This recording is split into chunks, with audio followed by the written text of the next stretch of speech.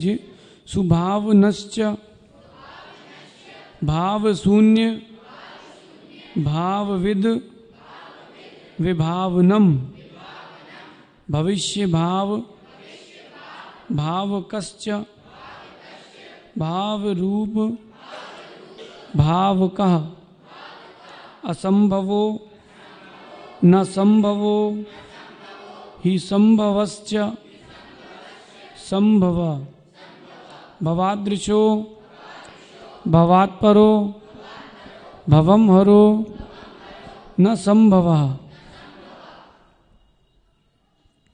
सुभावनश्च भाव शून्य भावविद विभावनम भविष्य भाव भावकश्च भाव रूप भावका असंभवो न संभवो ही संभवश्च संभव भवादृशो भवात्परो भवम हरो न संभव। इसमें श्लोक में संभव भव भाव इन शब्दों का ज्यादा प्रयोग किया गया है। इसका अर्थ देखते हैं अपन लोग।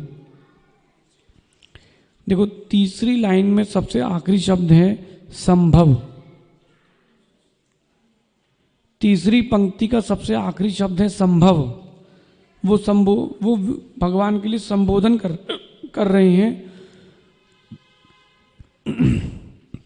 हे संभवनाथ भगवान, है ना, भगवान आप कैसे हैं?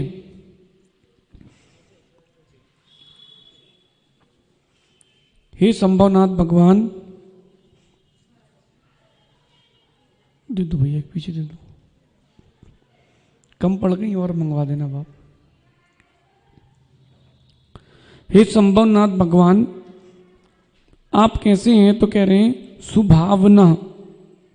सबसे पहले कह रहे हैं सु और भावन, यानी भगवान आप उत्तम प्रमाण हैं। भगवान से बड़ा कोई प्रमाण नहीं होता।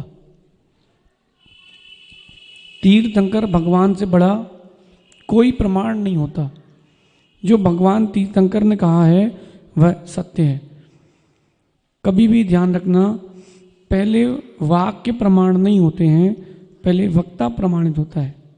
जो कह रहा है वो प्रमाणित है तो उसकी सारी बातें प्रमाणित हैं। इसलिए पहले वक्ता की प्रमाणिकता देखी जाती है। भगवान से कह रहे हैं यहाँ पर कि आप सबसे श्रेष्ठ वक्ता हैं, यानी उत्तम प्रमाण हैं। आपने जो कह दिया है वह सब सत्य है। सुभावना। फिर आगे कह रहे हैं भाव शून्य। यहाँ भाव का अर्थ होता है संसार, लिखा ना, भाव शून्य अर्थात संसार से रहित हैं। हे भगवान आप संसार से रहित हैं। कैसे रहित हैं? ना उनके अंदर राग बचा, ना द्वेष बचा, ना ही कोई कसाय बची। संसार से रहित यानी सिद्ध हो गए हैं। इसलिए आप भाव शून्य हैं। जो अरिहंत भगवान होते हैं उनके कोई परिमाण अंतरम में कोई परिणाम नहीं होते, ना उठने के, ना बैठने के, ना बोलने के। उनकी सारी प्रक्रिया सहज चलती है। वो भावों से शून्य है। आपके भाव अभी कुछ चल रहे कि नहीं? शाम को क्या बनाना है? सुबह क्या खाया था? ये भाव चल रहे हैं। भगवान के किसी भी प्रकार के कोई परिणाम नहीं होते, अथवा वो संसार से रहित हैं। फिर कह रहे हैं भावविद। भावविद का यानी अर्थ होता है अंतर्यामी। देखिए हिंदी के अर्थ में देखिए, दूसरी पंक्ति में लिखा है अंतर्यामी। भगवान आप अंतर्यामी हैं। जो होने वाला है, जो चल रहा है और जो हो चुका है, सब कुछ जानने वाले हैं एक साथ। इसलिए भगवान आप अंतर्यामी हैं। ऐसे अंतर्यामी बन जाओ, कितना बढ़िया है। अभी जैसे आप घर जाओगे तो शाम को क्या होगा, रात को क्या होगा, अपन को कुछ नहीं पता। दुकान में कौन ग्राहक आएगा तुम्हें कुछ नहीं पता। अगर ये ज्ञान हो जाए कि क्या होने वाला है तो व्यक्ति के बहुत सारे विकल्प समाप्त हो जाते हैं। लेकिन ये ज्ञान कब आता है? जब विकल्प समाप्त हो जाते हैं। संकल्प विकल्प में आप रहोगे तो ज्ञान नहीं होगा। जितना आप शांत रहोगे उतना जल्दी ज्ञान होता है। जो लोग कॉलेज पढ़ रहे हैं, स्कूल पढ़ रहे हैं बच्चे लोग, ओजस, बेटा जितना ये ठंडा रहेगा उतनी अच्छी पढ़ाई होगी, और जहाँ जितना टेंशन रहेगा उतनी कम पढ़ाई होगी। इसलिए क्या करो, इसको ठंडा रखो। पढ़ाई करने के पहले 10 मिनट बैठ करके ध्यान करो। शिविर लगेगा तो उसमें ध्यान कराएंगे। 10 मिनट बैठ करके ध्यान करो। पहले ह्रीम का ऐसे बैठ करके, ऐसे हाथ करके 10 मिनट बैठ करके ह्रीम का ध्यान करो, फिर पढ़ाई करना। जो पढ़ाई आपकी 2 घंटे में होनी थी वो 10 मिनट में होगी। पारस भैया, हमने इस चीज़ का अनुभव किया है। पहले बिजली बनाई जाती है कि बिजली स्टोर की जगह बनाई जाती है? पहले स्टोर की जगह देखते हो ना आप। पहले ध्यान करके अपनी शक्ति बढ़ाओ, फिर ज्ञान करो, तब तो वो रुकेगा। ये जो आप पढ़ रहे हो ब्राह्मी लिपि ना, हमने 1.5 घंटे में पढ़ी थी। अभी इसमें बहुत सारा काम बाकी है। संयुक्त आएंगे, फिर अक्षर आएंगे, फिर मात्राएं आएंगी, 12 खड़ी आएगी। हमने रात को 7:30 बजे पढ़ना चालू किया था और 9:30 बजे, 8:30 9 बजे हमारी पूरी हो गई थी। आप अपनी शक्ति बढ़ाओ। कन्नड़ 3 दिन में हमारी हो गई थी, और जो हाड़े कन्नड़ है उसका 3 साल का कोर्स है पूरा कंप्लीट, वो हमारी 13 दिन में हुई थी। क्यों हुई थी? पहले आप अपनी शक्ति बढ़ा लो, फिर उसका उपयोग कर लो। आपने शक्ति बढ़ाई नहीं है और उपयोग करोगे तो कहाँ से हो पाएगा? अंतर्यामी बनना है तो विकल्पों से रहित होना पड़ेगा। जितनी कम विकल्प रहेंगे उतना अच्छा। सुनील भैया, कितने बच्चे हैं आपके? 2 लड़के। एक होता तो विकल्प कम होता कि ज़्यादा? और नहीं होता तो शादी ही नहीं होती तो विकल्प आप लेके आए हो। अब क्या नमन, चिड़िया चुग गई खेत। अब आप आगे कह रहे हैं भगवान से विभावनम। विभावन का अर्थ होता है भगवान, आप प्रत्यक्ष ज्ञान की मूर्ति हैं। भगवान को प्रत्यक्ष ज्ञान है ना, केवल ज्ञानी है। फिर भविष्य भाव, भावकश। हे भगवान, एक शब्द पूरा, भविष्य भाव भावकश, कि हे भगवान आने वाली पर्यायों को आप प्रकाशित करने वाले हैं। कोई प्रश्न करता है तो भगवान आप उनकी आने वाली पर्याय भी बता देते हो। भविष्य भाव भावकश, बिना किसी के बोले सब कुछ जान लेना उसका, ये तो अंतर्यामी है। लेकिन भविष्य में उसका क्या होगा ये बता देने वाले हैं, इसलिए आप भविष्य को भी बताने वाले हैं। भाव रूप भाव का। अब भाव रूप भाव का अर्थ क्या है? देखिए, भाव रूप यानी यथार्थ। भाव रूप का अर्थ होता है यथार्थ, और भावक का अर्थ होता है कल्याणकारी। हे भगवान, आप वास्तविकता में यथार्थ में कल्याण करने वाले। बहुत लोग लगता है कि वो हमारे हितैषी हैं, लेकिन होते नहीं हैं। सुनो ओजस, जो दिख रहा हो वो हो ज़रूरी नहीं है, जो है वो आप देख पाओ ज़रूरी नहीं है। बहुत लोग लगते हैं कि हमारे हितैषी हैं, लेकिन रहते नहीं हैं। और बहुत लोग लगते ही नहीं कि हमारा हित कर पाएंगे, और वो हित कर जाते हैं। इसीलिए कह रहे हैं कि संसार में जितने जीव हैं, इन सब का यथार्थ रूप से कल्याण करने वाला कोई है तो भगवान आप ही हैं। देखो, आप स्कूल में पढ़ाने वाले टीचर, ठीक, अपन को लगता है कि अपना कल्याण कर रहे हैं, कुछ नहीं कर रहे। स्कूल पढ़ रहे हैं ना बच्चे लोग, सबकी ऑनलाइन चल रही क्लासें। स्कूल वालों को चाहिए पैसे और आपको चाहिए डिग्री। सो आप लोग, दीदी क्वेश्चन बता दे, भैया आंसर बता दे, मम्मी लिख दे, हो गया। ऐसा चल रहा है कि माता पिता टीचर बन गए भैया बहन, और जिसका जो पेपर दे रहा है उसको कुछ नहीं आता। सत्य बता रहे हैं, ऐसा हो रहा कि नहीं? लेकिन यथार्थ में वो कल्याण करने वाले नहीं, भगवान आप ही हम सबका कल्याण करने वाले हैं। अब आगे कह रहे हैं असंभव, लिखा ना असंभवो। संभव का एक अर्थ होता है जन्म लेना, संभव का बहुत सारे अर्थ होते हैं, तो संभव का एक अर्थ ये भी होता है जन्म लेना। लेकिन भगवान क्या है? असंभव, यानी अब उनका कभी जन्म नहीं होगा। संभव का अर्थ होता है जन्म लेना, तो भगवान आप असंभव हैं। और क्या कह रहे हैं? ना संभवो, एक संभव का अर्थ होता है विनाश। एक संभव का अर्थ जन्म लेना, एक संभव का अर्थ विनाश। तो यहाँ कह रहे हैं हे भगवान, आप जो हैं जन्म से रहित हैं और विनाश से रहित हैं। ऐसा नहीं होता कि कल्याण किया, सबका वरदान दिया और फिर वापस मिट्टी में मिल गए, ऐसा नहीं। जिन आगम इसको नहीं स्वीकारता। जिन आगम किसको स्वीकारता है? कि प्रत्येक जीव भगवान बनता है अलग अलग। भगवान कल्याण करने आए फिर चले गए ऊपर, उनको इतना टाइम रखा कल्याण करने का। और जिसके अंदर कल्याण की भावना है वो कल्याण नहीं कर सकता। मंदिर जाते ना सभी, भगवान से दुनिया की सारी बातें मांग लेते हो, बताओ मिलता क्या है? भगवान ने कभी दिया कुछ?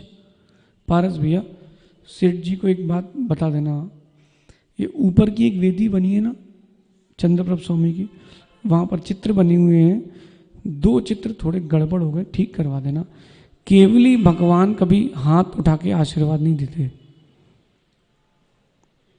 केवली भगवान कभी ऐसे आशीर्वाद नहीं देते, वो ऐसे ही बैठते हैं। 5 परमेष्ठियों की अलग अलग मुद्रा है। साधु परमेष्ठी ऐसे, उपाध्याय परमेष्ठी ऐसे, आचार परमेष्ठी ऐसे, अरहंत परमेष्ठी और सिद्ध परमेष्ठी ऐसे, नासाग्र दृष्टि ऐसे। तो उसमें 2 चित्र जो है समूचरण के हाथ आशीर्वाद देते बन गए, उनको ठीक करवाना। चित्रकार हैं तो वो हो जाएगा। भगवान हमारे कल्याण करने वाले हैं, लेकिन वो करते नहीं है, होता है। आप भगवान से कह दिए आप अजन्मा हैं और आप विनाश से रहित हैं, अविनश्वर हैं, सिद्ध बन चुके हैं, अब वो नीचे नहीं आएंगे। अच्छा एक बात बताओ, आपके घर में धन निकल जाए तो पड़ोसी को देने कौन कौन जाएगा? है? एक लॉटरी की टिकट निकल गई आपकी पारस भैया, पड़ोसी को देने जाओगे क्या? बताओगे ही नहीं कि निकली भी है। ऐसे ही जो सिद्ध बन चुके हैं, सुखी हैं, वो तुमको देखने नहीं आएंगे। वो क्यों आएंगे तुम्हें देखने? इसीलिए यहाँ कह रहे हैं कि भगवान अविनश्वर हैं। अब वो ऊपर से नीचे आए तुम्हारे दुख झेलने, ऐसा नहीं होता, इसलिए अविनश्वर हैं। फिर आगे एक और शब्द है संभवश्च। और कैसे भगवान अत्यंत श्रेष्ठता को प्राप्त हैं। संभव का अर्थ होता है श्रेष्ठता को प्राप्त। ऐसा कोई नहीं है जो भगवान को मानता ना हो। भले ही अजैन उस समय की मिथ्या दृष्टि जीव भी क्यों ना हो, उनको इतने पता है कि ये कुछ ना कुछ तो विभूति हैं। भगवान की भले ही ना माने, लेकिन भगवान को तो मानते थे। इसलिए हे भगवान, आप अत्यंत श्रेष्ठता को प्राप्त हैं। अब आगे कह रहे हैं, जो ही लिखा है ना, ही का अर्थ है यहां पर सच है। सच है। हे भगवान, आप उत्तम प्रमाण हैं, संसार से रहित हैं, अंतर्यामी हैं, प्रत्यक्ष ज्ञान के ज्ञाता हैं, अजन्मा हैं, अविनश्वर हैं, अत्यंत श्रेष्ठता को प्राप्त है। अब क्या कह रहे हैं? पर कहते हैं हाँ भैया सच है, दिगंबर मुनि जैसी साधना कौन कर पाता है? सच है, सच है। ही का जो अर्थ संस्कृत में एक ये अर्थ होता है, सच है। हे भगवान सच है। भवादृशो, यानी हे भगवान आपकी तरह, भवादृशो यानी आपकी तरह, भवात परो संसार से भिन्न, हे भगवान आपकी तरह संसार से भिन्न, भवम हरो यानी हम सभी का संसार हरने वाले, हम सभी का कष्ट दुख कर्मों को हरने वाले ना संभवा आपकी तरह कोई और सक्षम नहीं है। जिस प्रकार आप हम लोगों के दुख और संसार ताप को हरने वाले हो, ऐसा तो संसार में कोई नहीं है। भवादृशो यानी आपकी तरह, भवात परो यानी संसार से रहित कोई और नहीं है जो हमारे दुख दूर करे। इसलिए भगवान हम सभी आपको प्रणाम करते हैं। अब एक बात देखना,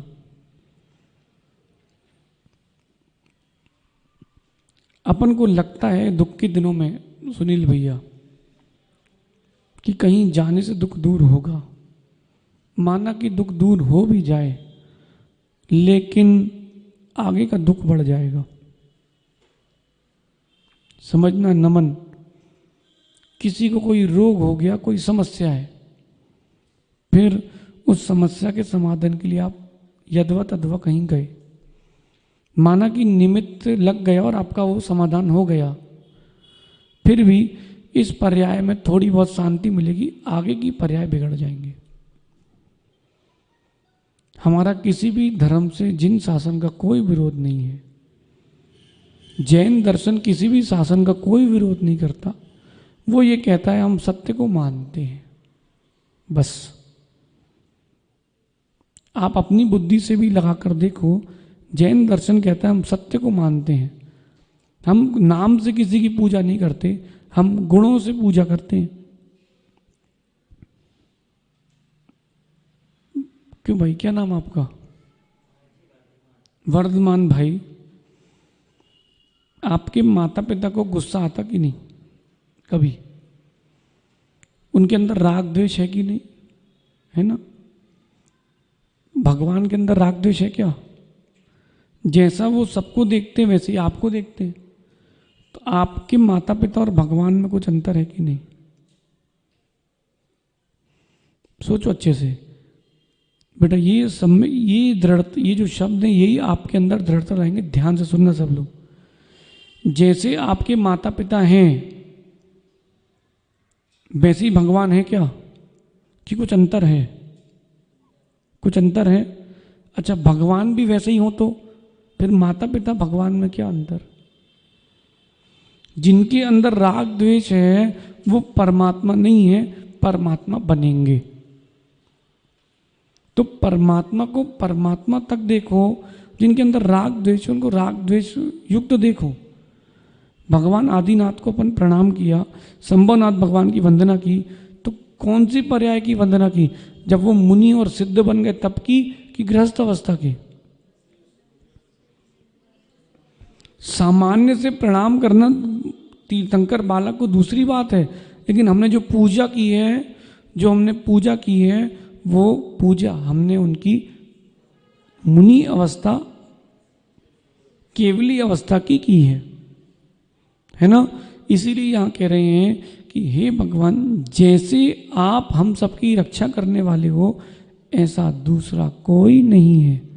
अब इससे ये मतलब नहीं लेना कि संभवनाथ भगवान ही करेंगे, आदिनाथ नहीं करेंगे।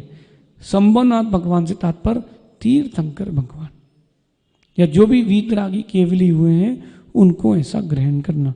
ठीक है, कल याद करके आना। आज का बहुत सरल है, सरल है, और परसों आपको मजा आएगा। जो सुमतिनाथ भगवान का स्तोत्र है वो हमने इतना कठिन लिखा है कि उच्चारण करना बहुत कठिन है। रूपेश भैया को भी 5-6 बार बताया तब वो जाके कर पाए। दरिद्र दर्प धर्ष धृष्ट धात्र तस्च्युतम। हाँ, पहले श्लोक का अर्थ देखो माँ, उसमें क्रम क्रम से लिखा है। प्रचंड यानी शक्तिशाली,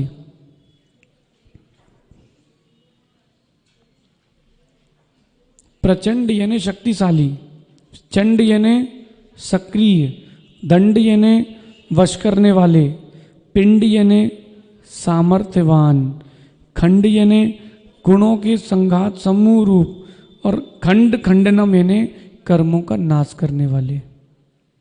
पहली लाइन का ये अर्थ। फिर न दंडिकम सुपंडितम, न दंडिकम यानी चाहे तलवार हो चाहे शस्त्र कोई भी प्रकार का हो, दंड आदि कोई भी शस्त्र को धारण नहीं करते। हमारे भगवान क्रोध आदि परिणामों से रहित रहते हैं, इसलिए न दंडिकम, दंडी वंडी कुछ नहीं लेते। सुपंडितम यानी उत्तम विद्वान है। फिर गंड गंडु गुंडकम, तीन चीजें हो गई। एक होता है गंड यानी सुभट, जो मोक्ष मार्ग के योद्धा हैं ऐसा, अथवा नायक हैं।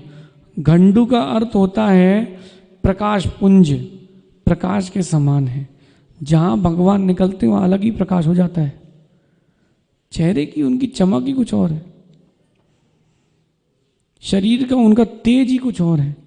और गुंडकम का अर्थ होता है मंद और मधुर स्वर वाले, मंद और मधुर स्वर वाले थे। न गंडकम न तुंडिलम, गंडकम का अर्थ होता है बाधा सहित। भगवान हमारे बाधा रहित थे, उन्हें किसी प्रकार की कोई बाधा नहीं थी। न तुंडिलम, तुंडिल, तुंडिल एक शब्द आता है वेद ग्रंथों में, तुंडिल मतलब बहुत ज्यादा बोलने वाला। तुंडिल वाचाल, हमारे भगवान वाचालता रहित थे। कम बोलोगे तो कीमत रहेगी, ज्यादा बोलोगे कीमत खत्म हो जाएगी। पारस भैया,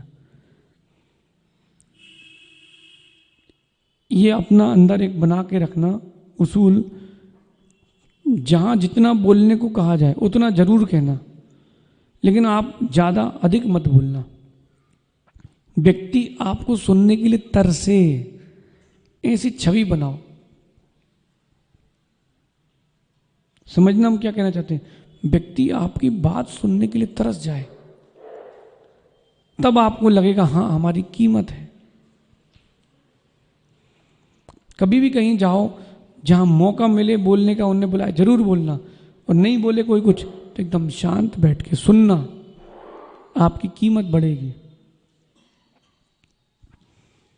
और अपने आप में ऐसा गुण का विकास करो। सभी लोगों से कह रहे हैं कि आप जितना अधिक बोलोगे उतना लोग आपसे प्रीति कम करेंगे। माना कि ओजस है, अब ओजस कह रहा है कि हमें मंगलाचरण करना है, तो ठीक है भैया, ओजस का आज अपन ने मंगलाचरण करा दिया। परसों फिर कह रहा है महाराज जी हमें फिर करना है, बेटा कीमत गिर जाएगी। लोग तुमसे कहेंगे, अपने गुणों को बना के रखो। लोग तुमसे कहेंगे कि अब आपको करना है। फिर भी जो बच्चे हैं उनको प्रोत्साहन देते रहना चाहिए। जैसे आज सुबह मंगलाचरण की ना, उसने प्रोत्साहन मिलते रहना चाहिए। अब वो अगले भजन की तैयारी करेगा तो 2-4 घंटे तो बैठेगा, तो 2-4 घंटे उसके सदुपयोग में निकलेंगे ऐसा। और आगे कह रहे हैं दंड गुंडिताश्रयम, यानी हिंसा आदि क्रियाओं को, कर्मों को नाश करने वाले सदन हैं। ऐसे आदिनाथ भगवान को, प्रथम तीर्थंकर को, आदि शंकर यानी सबसे पहले जिन तीन तंकर ने कर्म का उपशम किया था, उन भगवान ऋषभदेव को हम प्रणाम करते, ऐसा समझिए। नमो रियंताड़म नमो स्ताड़म नमो हरिहरम नमो जम नमो। किसी का कोई प्रश्न है क्या? ओम शांति।